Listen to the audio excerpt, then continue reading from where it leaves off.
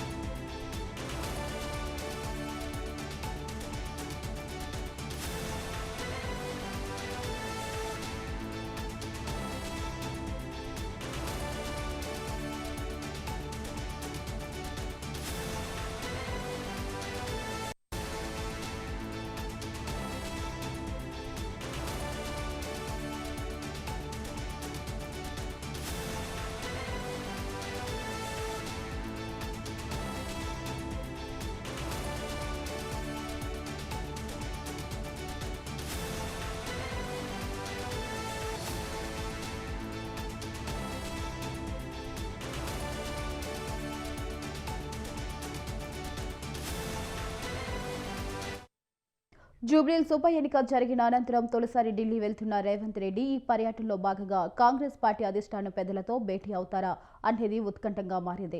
రాష్ట్రంలో నెలకొన్న తాజా రాజకీయ పరిస్థితులు, వాయిదా పడుతూ వస్తున్న స్థానిక సంస్థల ఎన్నికలు, పార్టీ అంతర్గత నిర్మాణంలో భాగంగా డీసీసీల నియామకం విషయంలో ఏఐసీసీ నేతలతో భేటీ అయ్యి చర్చిస్తారా లేదా అనేది తెలియాల్సి ఉంది.